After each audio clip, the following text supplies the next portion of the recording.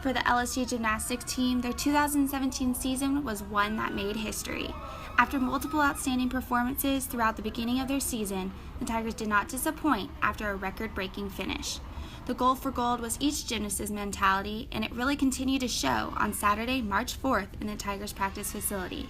With the SEC regular season title on the line, the number 2 ranked LSU gymnasts prepare in the best way head coach Dee Bro knows how, to hold an inter-squad meet consisting of all 4 regular rotation exercises, vault, bars, beam, and floor, just hours before one of their biggest dual meets against number 3 ranked Florida. 2, 3. We do an inter-squad before every competition.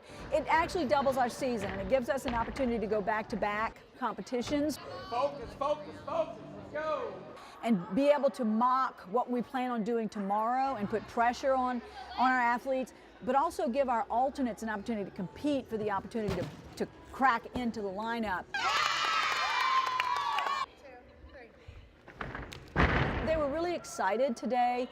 They know what's at stake here. They know what a great season we've had, and they truly understand, a great meet tomorrow is going to have a great outcome.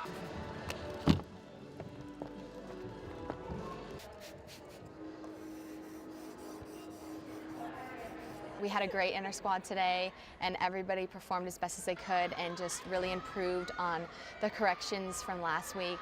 So we're just continuing to get better and better every week, and I think we're just really ready to put that in practice tomorrow.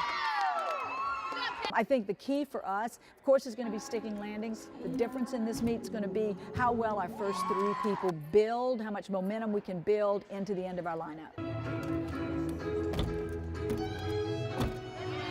Work has to be done here, and when you get into the competition arena and there's thousands of people in there screaming and hollering, you have that electric atmosphere, the last thing you want to do is pile a lot of information on them. And this team has responded well to just be loose and have a good time. The Tigers knew what was on the line, but from the start of sophomore Sarah Finnegan's 9.875 vault and the end of senior Ashley Natt's 9.95 floor routine, confidence thrived throughout the Tigers while competing against SEC rival, the Florida Gators. You just thrive off of how everyone is continually hitting, and when you do that, you can't help but have that sense of pride and confidence when you get out on the floor. In front of 12,609 fans in the Pete Maverick Center, the 3rd largest crowd in school history, the Tigers defeated the Gators 198.150 to 196.600 to capture the Southeastern Conference regular season title with a perfect 7-0 record in all 4 event titles. Senior Ashley Natt scored her 8th perfect 10 of her career on vault and captured her 20th career event title. Freshman Ruby Harold tied her career high with a 9.925 on vault with a stick landing, which Ruby explains as indescribable. And I didn't know what to do. Like, they weren't moving, and I was like, do I stand up? Do I move now? Like, it's just so rewarding, and I love it.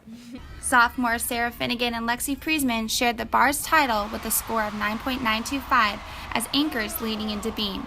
They don't call junior Erin McAday one of the best beam leadoff performers for nothing. McAday also captured an event title with a 9.95 on beam. Ashley Natt did it again. The senior from Lake Mary, Florida captured her 19th career floor title with a score of 9.95, concluding the meet with an unbelievable performance and a win. I wouldn't do anything different. The lineup was exactly what we needed it to be. Our athletes performed. They had so much pride, so much passion, and every time they stepped out on the floor, their purpose was very directed. The Tigers were dominating each and every time they performed, and competitors, they knew it. But for freshman Ruby Harold, competing at such a high intensity and stage was not new to her. In the summer of 2016, Ruby Harold competed at the Rio Olympic Games for Great Britain on vault, bars, and floor. She was also an alternate in the 2012 London Games for Great Britain. Rang and she was like, hey, how are you doing? Hope everything's great. Just wanted to let you know that you've made the Rio Olympic team. And I can't remember if I dropped to the floor or I screamed or I started crying. As an outstanding bars performer, due to bars skills that not many people can do, Harold scored a 14.8. This became an accomplishment and an opportunity of a lifetime for Harold, but it also was an opportunity for Harold to discover ways to mask her nerves and compete at the ability she was capable of. As a freshman, Harold is a true leader on the team, helping her teammates handle pressure and nerves going into the championship season. When the nerves kick in, everyone's just a bit shaky and a bit timid. So, yeah, we always just say, just do what you know, be you, just do your gymnastics, because that's all you can do.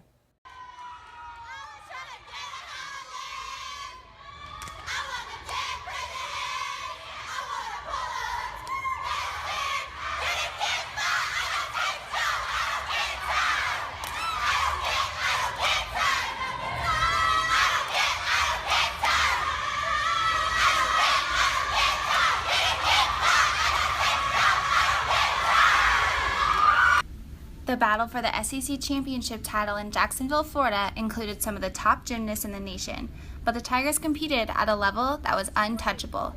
The Tigers captured the 2017 SEC championship title, all while posting the third highest team score in SEC championship history, a 198.075. This is also the Tigers' first SEC championship title since 1981. It was just a great feeling.